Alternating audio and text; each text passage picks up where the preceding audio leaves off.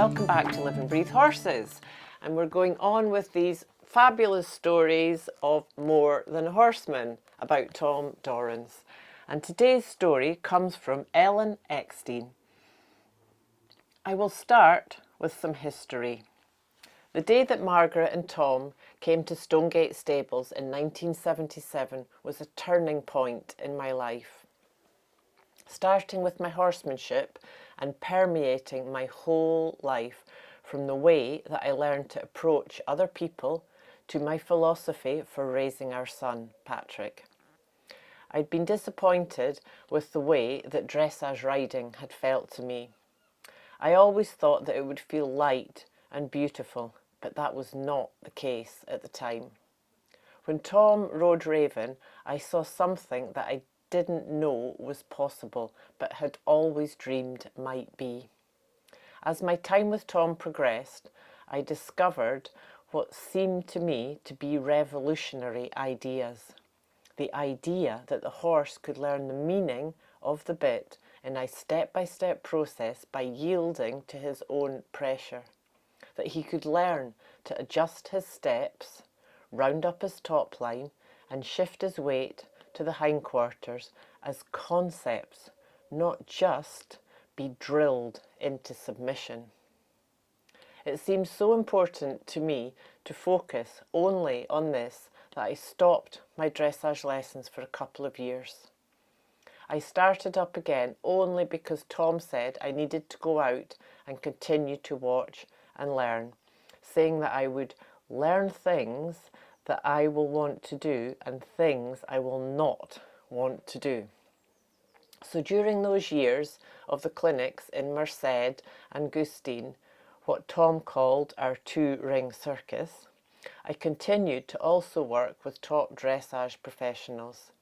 I would do what they wanted me to do in the lessons to see what they were after, then come to Tom with the horses that I was currently training and ask him how he would get that in a better way.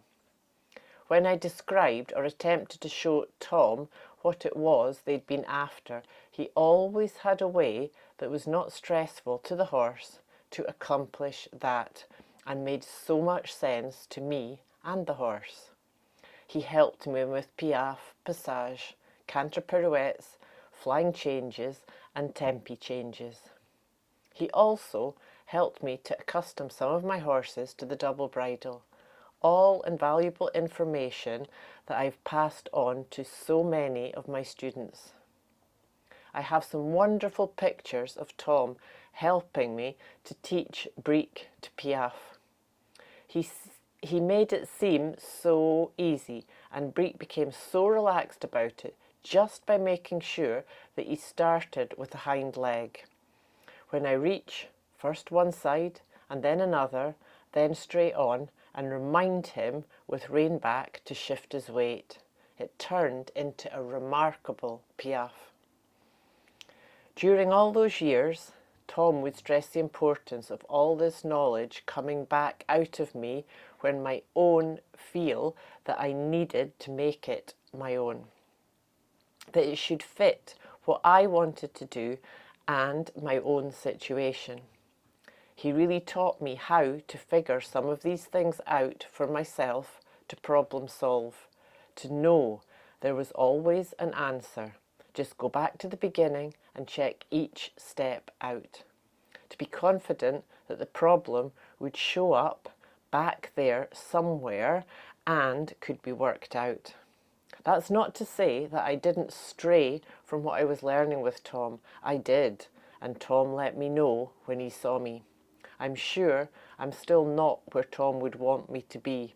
He got irritated with me and Dave Hillman in the round corral one day. Later he apologised, saying that he wasn't going to be around forever and just wanted us to get it. I'm sure that I haven't, but I'm always trying. There is a need for someone out there who can help people with their dressage horses when they become upset, nervous, or even dangerous because of the traps some of their horses have been placed in. Many of these riders still really love the idea of learning dressage and possibly going to dressage shows, riding in clinics, and just being involved in that world. With what I've learned from my time with Tom and have continued to build upon, I can help these riders teach their horses how to respond in a positive way, what the bit means, how to balance comfortably with the rider on, and how to let down while still moving forward with tremendous power. I realised that Tom didn't always care for competition, but was always interested when I showed him several videos over the years. Some were of me riding at shows, and others were different, noteworthy riders in competition. He always seemed eager to watch and complimented me very enthusiastic on my championship pre-St George ride on Panther. I never had the impression that Tom didn't like or disapproved of dressage. I think that what Tom had to offer each of us may have a slightly different feel for each discipline. And what I'm doing may not be exactly as Tom would, but there's no doubt that he helped me to see things in a different way that I ever would without him, and that he gave me so many ideas for getting the best possible outcome from each horse and rider. Thank you for joining me today.